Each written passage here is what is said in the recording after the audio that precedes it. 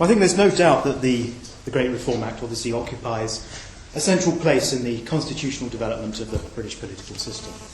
There's also little doubt that as a measure which forced politicians to re-engage with the people, revitalising the role of the Commons as a sort of legitimate hub of the nation and restoring faith in a long discredited parliamentary system, the Reform Act continues obviously to have relevance today, so which is good while we're here.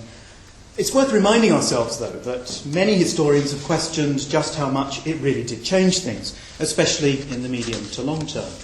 Once the dust had settled, they point out, pretty much the same kind of landed elites and upper-class professionals were still running the country. Tiny electorates continued to elect MPs, mainly for pocket boroughs. Electoral violence and corruption remained endemic, and in fact, if anything, bribery became even more streamlined and sophisticated after 1832. And above all, of course, the number of people who could actually vote in parliamentary elections remained extremely low. Indeed, if the latest History of Parliament volumes, these things here, are anything to go by, and I hope they are, since I've sort of spent the last 10 years working on them, the scale of enfranchisement in 1832 was even more modest than we previously thought.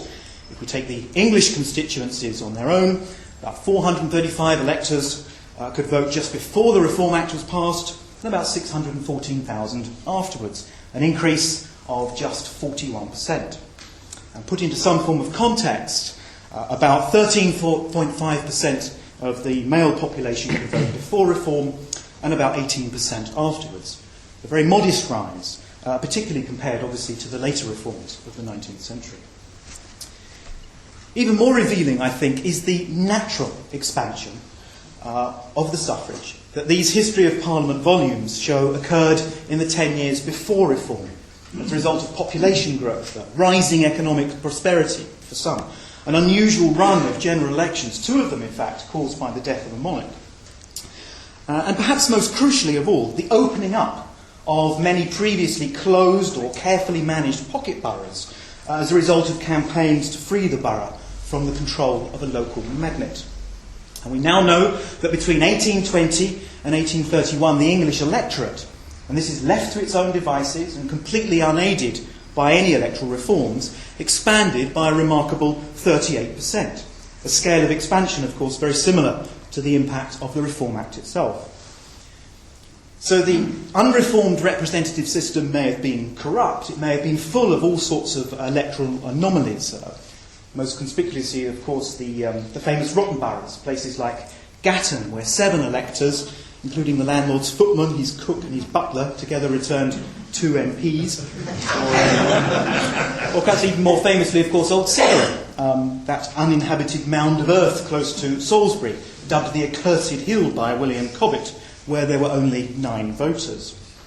But it would be wrong to assume from all of this, from these infamous anomalies, that electoral politics in general was closed before 1832. And indeed, these new volumes show that despite the much celebrated enfranchisement of £10 householders in 1832, in many places the number of voters actually fell dramatically after reform. New restrictions on residence and freeman qualifications in particular meant that in many boroughs with a freeman franchise, and this was usually based on serving an apprenticeship or marrying a freeman's daughter, the number of voters actually plummeted. At Lancaster, for example, almost 3,000 non-resident freemen lost the vote. In other places, like Preston, where every male inhabitant could in theory vote, the imposition of new registration and rate-paying requirements disadvantaged literally thousands, many of them low-paid workers and mechanics. To the poor man who reckons his earnings by pence, complained one local newspaper about the new registration fee. A shilling is a very serious and important amount. Taken as a whole, we now know that in 1/3 of the English boroughs that survived reform, the size of the electorate, and the voterate for that matter, actually reduced after 1832, despite the introduction of a new household franchise and despite the physical enlargement of many boroughs through some very extensive boundary changes. Put simply, for every 11 people who acquired and took up the new household franchise in the surviving English boroughs, 5 found themselves stripped of their old voting qualifications. And many of these, of course, as the case of Preston suggests, were from what might be called the lower orders. Why then do we persist in hailing the 1832 Reform Act as a great political landmark, according it a special and privileged status in the pantheon of English constitutional development, alongside, say, Magna Carta, habeas corpus, the Bill of Rights? What is it about 1832 that continues to invoke an almost canonical status and invite the sort of comparisons that we're discussing today? Clearly, it's not just the details of the Act itself. Well, what I'd like to do in the rest of this talk is to focus on two areas in particular where I think the Reform Act continues to speak to the modern age, and to thoroughly justify the epithet accorded it by generations of liberally minded historians as great. In the first part, I'd like to examine the very special relationship that developed between the people, or populace on the one hand, and Parliament on the other, both in the outdoors or on the streets campaign for parliamentary reform and in the actual business of passing the legislation itself. I think it's fair to say that no other modern political campaign, with the possible exception of the anti-slavery movement, has so completely captured the public imagination and mobilised mass opinion as the campaign for parliamentary reform of the early 1830s. And let's remember, this left the nation quite literally on the brink of revolution on the two occasions when progress was blocked by the House of Lords. When the Reform Act finally became law on the 7th of June 1832, Parliament and the nation had been transfixed and convulsed by virtually nothing else for about 18 months. And the resulting celebrations right across the UK were on a scale usually reserved for victory after war festivities. In fact, they spawned an entire industry in commemorative memorabilia and trinkets, and so much so that all the salt-glazed pottery of this period is actually known as reformware. Building on this theme, in the second part, I'd like to look at how this extraordinary connection between people and parliamentary politics over the Reform Bill was then followed up and reinforced after 1832, not by the sort of very limited franchise extensions that I've already touched on, but instead by the unintended consequences of the Act and its small print on the development of local party organisation. And here I'll draw heavily on this book, Electoral Reform at Work. If we move to the first point then, turning to the first part, the role of popular involvement in reform. I think it's worth reminding ourselves that demands for parliamentary reform in one shape or another had been on the agenda of radical activists, but also mainstream politicians, for at least half a century by the 1830s. As far back as the 1770s, the increasing dominance of the executive, particularly under Lord North's ministry, and its ability to defy the will of the Commons through a combination of sort of government jobbery, pensions, royal patronage, and of course reliance on rotten and pocket boroughs. This had inspired a sustained campaign for an increase in the number of county MPs who were thought to be more independent. The outbreak of the French Revolution in 1789, with all its sort of Enlightenment overtones, had then injected a powerful ideological component into this reformist agenda, framed and sort of conceptualised around Paine's famous Rights of Man. And for a while at least, this had fuelled and sustained a growing, and of course to some, subversive network of working-class radical societies, until their suppression during the war against France. By the time we get to the 1820s then, there's a very rich historical and cultural legacy for reformers to tap into, which is perhaps best enshrined in the cult of Fox and his followers. But what's really distinct about the 1820s, I think, is the way other groups and movements now also begin to gravitate towards parliamentary reform, not necessarily as an end in itself, but as a means to achieve other changes which they are increasingly see as impossible under the existing system. A whole range of groups with different agendas, from those interested in currency and banking reforms. Yes, we've been here before. Campaigners for reduced taxation, free traders, all the way through to those seeking the removal of religious disabilities or restrictions on dissenters and Catholics. They all gradually come together to adopt parliamentary reform as some form of universal cure-all. And underpinning this, and providing what I think is a key organisational element for the outdoors campaign that then develops, Many of the local communities that have been trying to open up their boroughs and restore their ancient voting rights and privileges, attacking the exclusive control illegally acquired by local patrons and corporations, many of these essentially restorative groups also begin to turn towards national parliamentary reform as a remedy for their grievances. At Rye, to give one example, a lengthy legal campaign for the recovery of long-lost rights was initially, by the 1830, successful in giving the vote to resident ratepayers, after the mayor finally accepted that this indeed had been the medieval franchise. The decision of a House of Commons election committee to overturn this, then prompted the movement's leaders, who were mostly respectable solicitors rather than radical activists, it prompted them to set up a political union to agitate for a national plan of parliamentary reform. And of course the role of the political unions themselves, most famously the Birmingham Political Union led by Thomas Atwood, the role of them in organising and sort of orchestrating working and middle class support for reform in towns and cities up and down the country is of course very well known. The latest research suggests that there were actually even more of these organisations than we previously thought, but that away from the radical centres like Birmingham, many of them were again framed and formed around essentially restorative rather than radical agendas. And this restorative theme was also reflected in the Commons itself, where much of the debate about reform, rather than being ideological or based around ideas of democracy and democratic in content, much of the debate was actually about restoring an Englishman's ancient liberties, regaining rights and privileges that had been unconstitutionally usurped by the ruling classes. It was about putting the Constitution back to what it had once been, rather than taking it forward, and about restoring an almost mythical link, bound up with all sorts of ideas of Magna Carta, a mythical link that had once existed between the nation and the Commons through the representative system.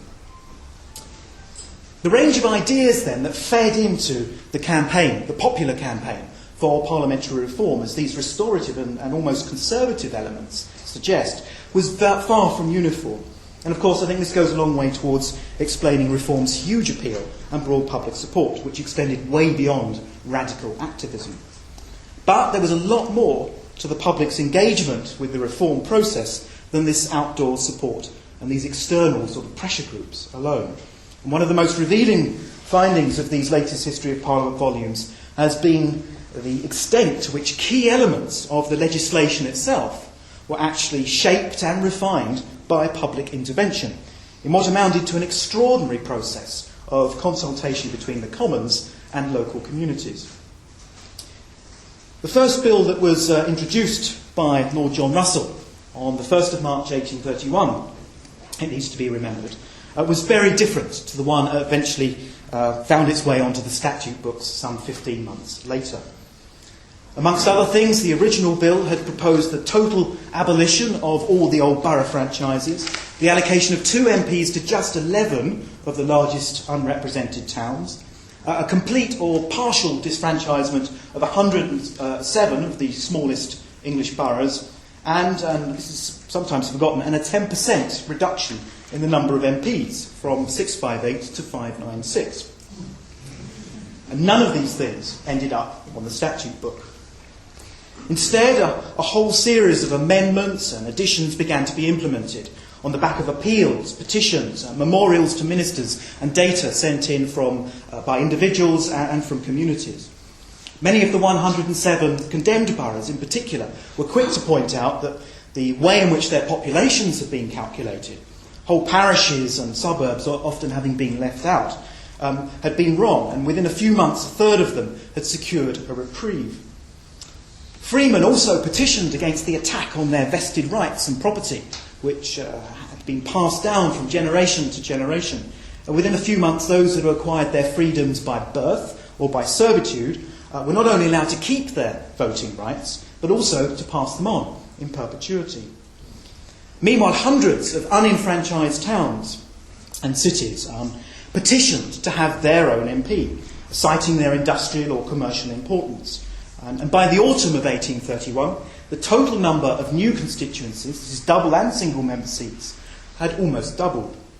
One casualty of all of this was that the proposal to reduce the size of the Commons, which, remember, still sat in a chamber that could barely accommodate 2/3 of its members and was famously likened to the Black Hole of Calcutta by James Grant, this proposal had to be quietly dropped.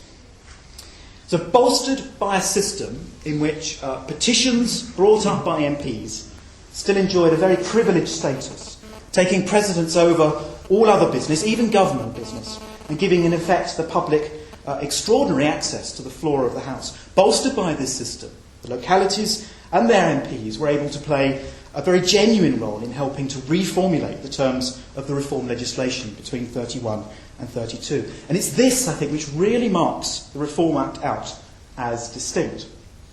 On a whole range of issues, from boundary alterations all the way through to sort of rate-paying requirements for the vote, ministers were forced not only to make concessions and create exceptions, but also, in some cases, most notably in creating new seats and additional county franchises, they were forced to go much further than they had originally intended. And the contrast with later electoral reforms, those of, say, 67 and 1884, which were shaped almost entirely within the Westminster Village and by private leadership deals at Downing Street, could not have been greater. Here, then, is one of those very rare instances, I think, in British political history where parliamentary politics not only completely captures the public imagination, leading to an extraordinary popular outdoors campaign, but also is able to redefine and re-legitimise itself through a genuine process of dialogue and consultation. And let me very briefly now turn to the way in which this extraordinary interconnection between people and Parliament over the Reform Bill was then followed up and reinforced after 1832. We've already seen that the franchise extensions themselves were pretty limited. The redistribution of seats, on the other hand, to 43 mainly industrial boroughs, places like Leeds, Manchester, Sheffield, combined with the allocation of extra seats to the English counties, this was to prove critical in creating a much more stable representative system in which urban and rural interests were far more evenly balanced. Even more important than this, though, was the way in which local politics after 1832 became increasingly aligned and carried out along national party lines, reinforcing the link between sort of centre and locality, between sort of Westminster politics and parish pump affairs, a development which clearly marks Britain out from some of its continental neighbours. Now, a key component in this was the stipulation that new household voters had to be up to date with their rates, or else they would lose the vote. Manchester's electors had a very early taste of the potential influence possessed by local rating officials in 1833, when 245 of them were disfranchised for failing to pay a rate which had been levied just before the April deadline. A few years later, in neighbouring Salford, it emerged that an assistant overseer had actually backdated the receipt of rates so as to prevent the disqualification of Conservative voters, whilst ensuring that Liberal voters in the same position were struck off. And obviously this wouldn't happen today. Capturing control of rates, then, as these examples suggest, could yield all sorts of dividends to local parties because of the link with the parliamentary franchise. And combined with the opportunities for disfranchising political opponents in the yearly registration courts, which were also introduced in 1832, local politics became increasingly politicised after reform, both at the parochial and then later on at the municipal level. And as I've argued in my book on the subject, it would be on the basis of this much more sort of interconnected relationship between local parties and local politics and national parties that Britain would develop a much more uniform and a much more stable political culture, thereby sort of laying the foundations, if you like, for the development of the modern representative system that we have today. Now, I know we need to move on to Mark, so I think I'd just like to begin to sum up, if I may. I hope I've managed to dispel sort of some of the older myths about the Reform Act, and to instead highlight some of the new ways in which historians now view the Act's importance, both from the perspective of how it was passed and its impact. I hope I've also managed to at least hint at some of the ways in which there might be some broader lessons and parallels here, at a time, of course, when the institution of Parliament, once again, faces the challenge of how to re-engage with the people and re-legitimise itself. It's now pretty clear that the 1832 Reform Act only accelerated a trend of voter enfranchisement that was effectively already in place before 1832. And that in many respects there were as many losers as there were winners when it came to its new voting provisions. On the other hand, the reconnection between Parliament and people that occurred over reform between 1830 and 1832, and the way in which that connection was then kept alive through the grassroots operation of the electoral system after 1832, these clearly laid the foundations of a new political consensus and the basis for later Victorian democracy. And if I can paraphrase the famous liberal statesman John Bright, who I notice his portrait hangs in this building, what he said was this: "It was not a good bill, but it was a great bill when it passed." Thank you.